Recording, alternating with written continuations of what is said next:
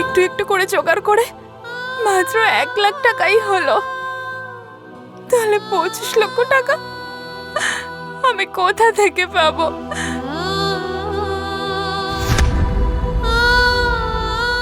যদি আমি টাকা জোগাড় করতে না পারি তাহলে বাবা জেল হয়ে যাবে।